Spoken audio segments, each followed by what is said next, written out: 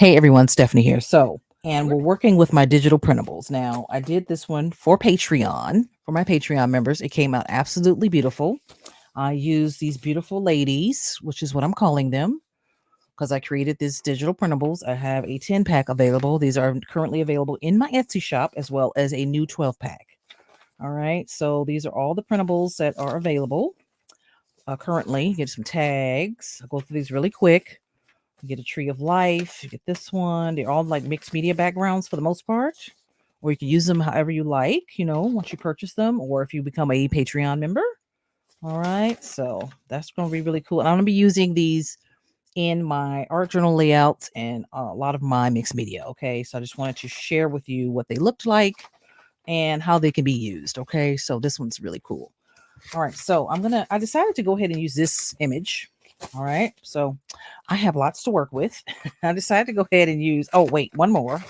And you get some circles. You can punch these out and use them in your journals. Okay. Or you can make tags or whatever you want. All right. I'm going to show you some of the collage bundles that I made with these really fast. Let me see. So these are some collage bundles that I made with my printables. I cut the tags out and I just put some ink sprays on them and oxides and all kinds of stuff on top of them. And I layered them with some of my backgrounds and jelly prints and some little textured fabric pieces. Well, on this one. And these are my jelly prints here. And these are some of my jelly prints and my little ink papers. And I just sort of layered them, right? So you can layer these for your art journal layouts if you want to use them in your books or whatever you want to use them for, right? You can just make a pile of these and have them at the ready, okay? I created this one and it came out so beautiful. I thought, well, I have to make her sister, right? So it's so beautiful. So all I did was I just printed this out. This is my digital. I created this. I thought it was so beautiful because you rarely see beautiful images of Black women, beautiful, soft images of Black women. And I wanted to create something that was, positive and gorgeous, something that, isn't seen as much. So I'm kind of tearing this up a little bit here. I love how this came out. So I think I'm going to just do this like this, maybe. Because that's how I did hers. Maybe, huh? Or I kind of wanted this going this way. Kind of like that over there. I think that's beautiful, but I want it a little higher up. And what I'm going to do is just take these pieces, okay, and then just kind of space them out a little bit. I'm going to tear them down a little bit. Okay, we can glue these on or you can use matte medium. This is an Arteza watercolor journal. I didn't use any matte medium because I use watercolor in the backgrounds and stuff. But you can definitely, if you're going to use acrylic, definitely put some matte medium on the pages so the paint won't soak through. Okay. So I think I'm going to take this down too because I think it's just a tad big. All right. And then this is an 8x8 size journal. So these images are perfect for this size journal, I think. Like I almost wanted to have like a little of that in there. That's so beautiful. Oh my goodness, it's so beautiful, y'all. So beautiful. So we're going to just put these pieces throughout. Okay, is put this piece up here probably. I'm just going to do my layout. I'm going to audition my pieces here. And this is a video on Patreon, my layered butterfly embellishments. Very, very cool. So come on over to Patreon and check it out. All right. Well, I'm putting it upside down here. Or do I just need this little piece? I don't know. I like that. Well, let's see. Let's put this here. I don't know. I just glued this washi tape down with my Uhu glue. That's all I used. And I'm going to be using some of the art glitter glue. That's it pretty much. So, I'm trying to keep this simple. But you know me, I'm a everything in kitchen sink kind of girl. So it's hard for me to keep things simple. Okay. I'm just going to glue these down for now. Then once I glue them down, I will see what else I need. Okay. So I'm just taking these and putting the glue on the back of them. Okay.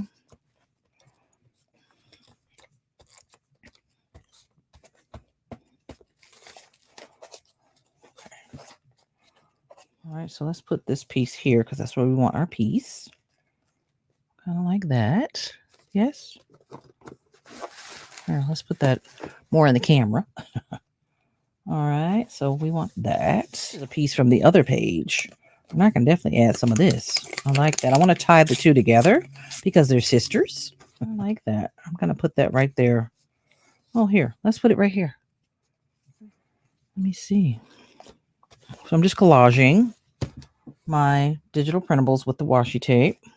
All right, so I'm going to use these watercolors. That's what I use on this page. And I got these at Michael's. These are the Artist Loft brand. And I believe they're metallic. They're really pretty. So I'm going to just go ahead and use them because they were, right near me. I said I was going to start using things that are, right near me and things I can grab. So I'm going to use a paintbrush. All right.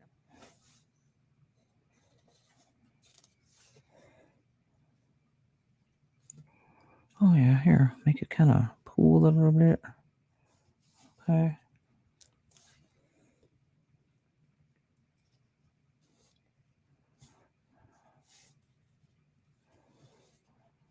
Oh, yeah. Beautiful. Okay. All right. So we're going to try to let it dry. And I think when it dries, it's going to be like a metallic, almost like a metallic gray, not really black. It's going to have a slate gray look because I did dab it. So it's going to be beautiful. All right. Let's let this dry and we will come back and continue on to the next steps. All right. All right. So the watercolor is dry. And I did go over it with a little bit of crayon. I used this one, the same one I use on this side, because I do want the pages to have a little cohesion to them. And I used a little bit of the frayed burlap from the distress color. I may use a little bit more of that. So we'll see, but I'm going to stamp it first before I spray it. So I chose this stamp. It has some writing on it because of the paper, but I want it to have just a little bit more. So I'm just going to put my ink here on the stamp, like right here. So I'm going to use some iZink dye spray in honey. Okay. Strong. So this is what I'm going to do. All right, just so it can have some color in it, a little bit of color. I don't want that other page to get messed up. Okay.